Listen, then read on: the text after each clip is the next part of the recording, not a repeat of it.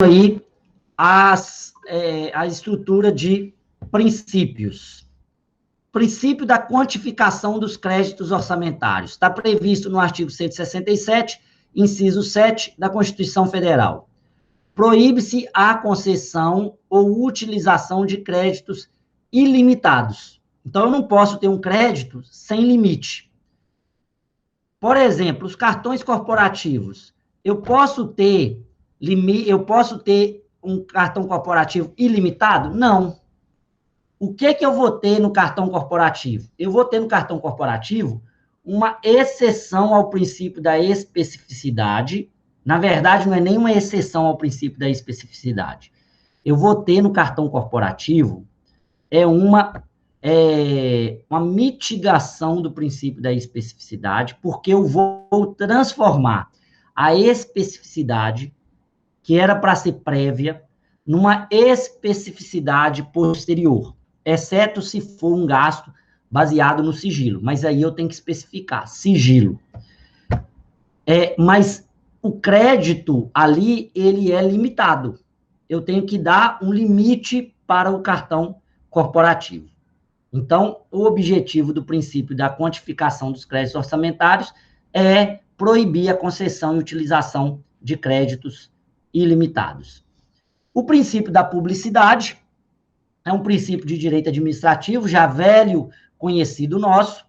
O orçamento tem que ser publicado e divulgado. No âmbito nacional, é publicado no Diário Oficial da União, e é uma condição de eficácia e validade. O orçamento só tem validade e eficácia depois de publicado. Agora, nós temos que ter também, dentro do princípio da publicidade, uma vertente do princípio da clareza. O orçamento ele tem que ser claro. Para isso, ele precisa ser também específico. Mas também devem ser evitados esforços para que o poder público explique o orçamento público, deixe de forma clara para o contribuinte, para o cidadão e para os órgãos de controle. Então, o princípio da publicidade, ele hoje tem sido entendido também como um princípio de transparência, um princípio que vai ampliar a transparência orçamentária. Então, para isso, tem muita utilidade. Trabalhos como de extensão da UFJF, de orçamento, né, que é voltado ao Observatório do Orçamento. É muito importante que a própria prefeitura, os estados, o Distrito Federal e a União façam campanhas publicitárias divulgando o orçamento, para que nós possamos entender o que está acontecendo, tanto do ponto de vista orçamentário, quanto do ponto de vista da execução orçamentária. Princípio do equilíbrio. Bem, o princípio do equilíbrio vai falar o seguinte: ele tem dois sentidos, que é um sentido fiscal e um sentido tradicional. O sentido tradicional, ele vai nos falar o seguinte: as despesas e receitas devem ser equivalentes, um equilíbrio formal ou contábil. Ou melhor, a despesa tem que ser orientada para ser igual ou menor às receitas. Não é uma regra rígida, mas é perseguida por conta do crescimento dos gastos e endividamento. Atualmente, é adotado o equilíbrio fiscal, objetivando a consistência entre as aspirações da sociedade e os recursos que ela coloca à disposição do Estado. Nesses casos, permitem as operações de crédito.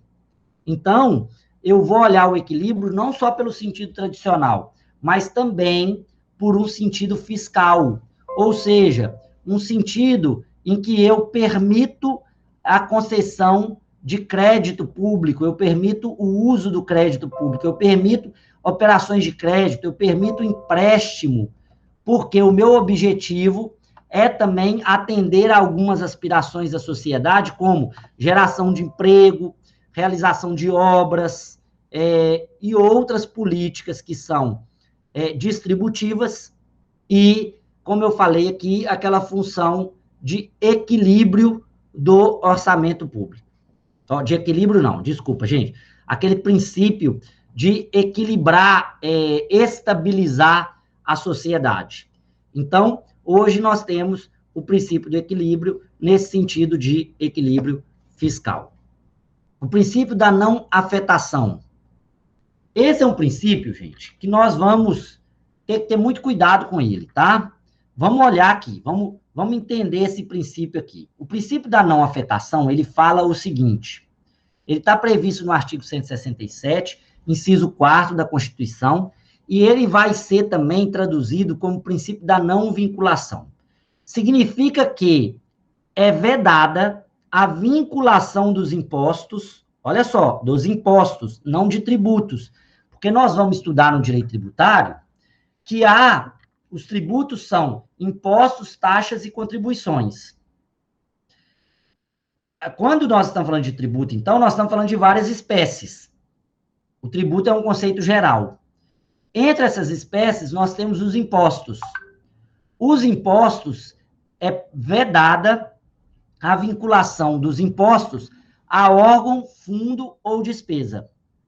Então, o imposto, ele tem que ser recolhido sem ter obrigação de gasto em uma determinada área. Uma coisa que eu vou ensinar para vocês em direito tributário, e aí vocês, eu já vou adiantar aqui, quando a gente pensa, por exemplo, em IPVA, IPVA é o Imposto sobre Propriedade do Veículo Automotor. O IPTU é o Imposto sobre Propriedade Territorial Urbana. É muito comum a gente ouvir assim, eu pago IPTU, eu pago IPVA e as estradas são ruins. Olha só, gente, isso não tem muita conexão. Tem conexão, mas é indireta, tá? Porque quando a gente fala em IPVA, nós estamos falando do recolhimento de um imposto. Esse imposto não está vinculado à reforma de rodovia. Aí eu vejo muitas pessoas, eu já pago IPVA e tem que pagar pedágio. São coisas distintas. Porque o IPVA você paga não porque você anda na rodovia, mas você paga porque você tem um carro. Você tem um veículo automotor. E esse veículo automotor, ele, por você ter propriedade, você paga esse imposto, e esse imposto, ele pode ser gasto em qualquer atividade pública, desde o pagamento de salários, até educação, saúde, transporte, do jeito que o Poder Executivo determinar. Então, é vedada a vinculação dos impostos a órgão, fundo ou despesa. Exceto o seguinte, olha, porque quando a gente coloca no exceto, qual que vai ser o problema? É que quando a gente coloca o exceto, ele vira, tanto exceto, que acaba que quase todo o imposto é vinculado. Olha só, transferências governamentais. Então, por exemplo, o caso do IPVA, 50% do IPVA vai para os municípios. Destinação à saúde e ao ensino.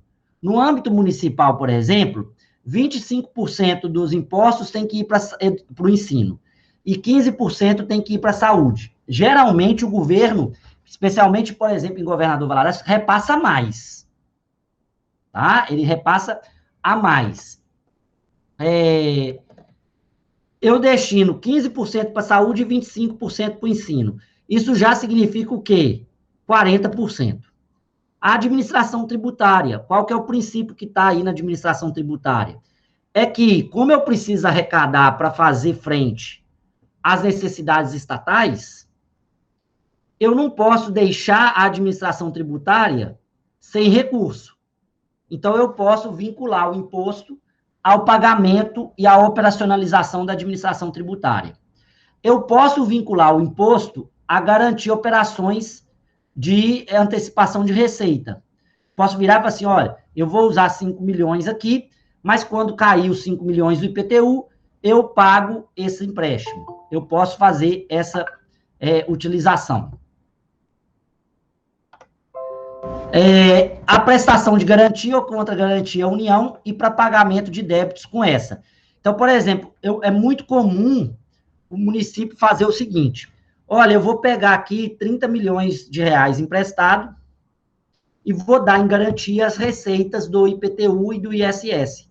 Para quê? Para reduzir juros e para poder conseguir pegar o valor emprestado. Então, o princípio da não afetação é um princípio de fácil compreensão. Olha, os impostos não estão vinculados a órgão, fundo ou despesa.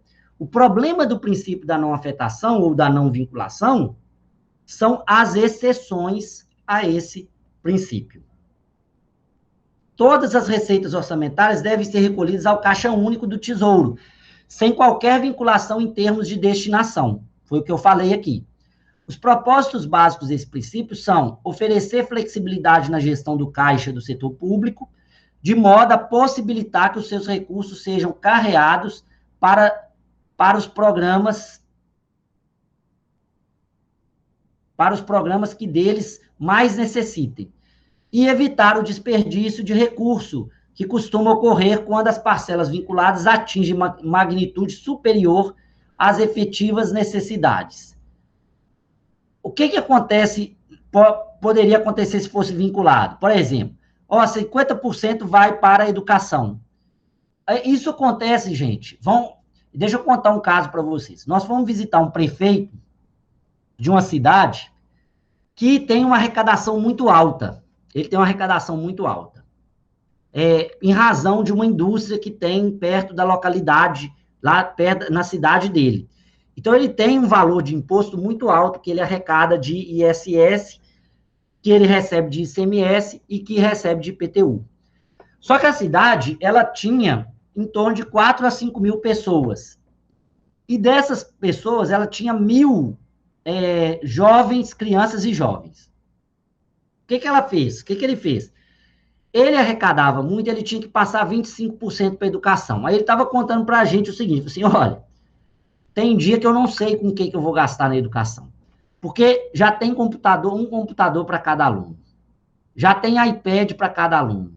O professor já ganha bem aqui. Como ele tem o limite do salário do prefeito, ele falou assim, aqui já ganha quase, a maioria dos professores ganham igual o prefeito. Porque são poucos alunos. Desses 1.000, né, eu acho que nem é 1.000, quando ele estava falando lá, ele falou assim, a gente tem 300, 400 alunos. Então, são 10 professores, são 30 professores que eles têm. Então, já ganha bem. As escolas são todas reformadas. Qual que é o meu problema? Como que eu gasto os 25% em educação?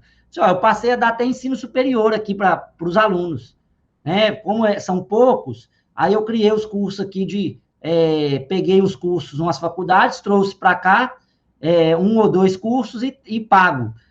Aí falou assim, mas mesmo assim, olha só, quando eu vinculo, é lógico, gente. Eu falo assim, nossa, professor, mas esse caso aí é um caso em 1.000, em 5.000, né? Que são 5.000 municípios, certo? Eu só estou dando um exemplo de quando a gente vincula, o que pode acontecer. Aquele programa recebe muita verba e não precisa. Quando eu estudava na UFMG, eu fazia parte de um programa chamado PET, que é o Programa de Educação Tutorial. Aí o que acontecia? O governo federal mandava um recurso para o PET e mandava gastar em equipamento. O PET já tinha computador, já tinha mesa, já tinha ar-condicionado. Aí o que acontecia? Aí a universidade falou assim, vamos comprar CD-ROM, que na época, né, a gente usava CD-ROM para gravar as mídias. Aí era tanta coisa, aí não podia comprar livro. Por quê? Porque o livro é outra verba. Sobrava a verba e a gente não sabia com que ia gastar. Por quê? Havia uma vinculação desse valor. Esse caso do PET, ele não é um caso de vinculação de imposto. Eu estou falando para vocês, é um caso de vinculação de uma despesa que veio de cima para baixo, mas que reflete um pouco essa ideia. Por que eu não posso ficar vinculando? Porque eu engesso o setor público e tiro dele flexibilidade e muitas vezes eu posso gerar um gasto desperdiçado. Gasto porque eu tenho que gastar. Imagina se esse prefeito, por exemplo, pudesse pegar uma verba e gastar, por exemplo, em saúde. Ele tem que gastar 25% em educação. Porque tem um ótimo, né, gente? A gente não viu lá na economia o princípio de Pareto. O que o princípio de Pareto fala? Que existe um ótimo. Depois ali, ele acaba, né? É igual a comida. Existe um ótimo. Até um certo ponto, eu estou desfrutando da comida. Depois eu começo a encher barriga. A gente não vira e fala assim, comi de olho gordo, comi de gula, porque a gente não tinha nem mais o prazer. É um pouco, isso acontece com o gasto público. Não adianta só ampliar o gasto, porque chega num momento em que eu não consigo nem produzir. Eu não consigo nem produzir. Isso é um problema de gestão grave, né? Porque, na verdade, sempre acontece isso. Princípio da transparência. Artigo 2º da Lei 4.320 estabelece, né? Se a gente pegar o artigo 2º, ele não fala exatamente de transparência, né? Mas ele fala o seguinte: conterá a discriminação de receita e despesa de forma a evidenciar, ou seja, dar transparência à política econômica, financeira e o programa de trabalho do governo. Eu não falei aqui que muitos princípios, na verdade, eles não estão descritos com o nome, que a gente extrai da leitura da leitura do artigo, né? É o caso do princípio da transparência. A lei do orçamento conterá a discriminação da receita e despesa de forma a evidenciar a política econômica financeira e o programa de trabalho do governo, obedecidos os princípios da unidade, universalidade e anualidade. O princípio da transparência é um princípio co-irmão do princípio da publicidade. Por quê? Porque eu não só tenho que dar publicidade, como eu tenho que fazer isso de uma maneira transparente, ou seja, passar informação e conhecimento para o cidadão. Eu não posso só publicar algo complexo, eu tenho que fazer isso de maneira transparente. O princípio da exatidão e o princípio da transparência, gente, vocês já viram também em outros direitos, como o direito administrativo. O princípio da exatidão envolve questões éticas e técnicas. Os valores e as dotações devem ser reais, amparadas na realidade. O que é muito comum, e isso em todos os orçamentos, é estipular valores irreais, para que depois o executivo possa trabalhar da forma que ele quiser, ou muitas vezes dar uma falsa percepção para a sociedade de que vai ter obra, de que vai ter investimento, né? Até por razões políticas. Então, o princípio da exatidão, ele vai falar o seguinte: olha, o orçamento precisa ser feito amparado na realidade. Então, as dotações não podem ser algo fictício, irreal. Ah, vou arrecadar 200 milhões de IPTU. Mas, historicamente, arrecadou 40 milhões e nunca foi feito nada para arrecadar mais. Você coloca que vai arrecadar 200 milhões? Então, o orçamento ele tem que falar da realidade. E, por último, o princípio do planejamento, que nós também já falamos aqui, que é a ideia do princípio da programação. O orçamento não é só um mero instrumento de identificação de tetos e objetos de despesa, mas é também o estabelecimento do programa de trabalho do governo, com especificação de objetivos e metas a serem perseguidos. É o elo de ligação entre planejar, orçar e administrar. Isso nós também já falamos aqui ao longo de todo o nosso curso de Direito Financeiro.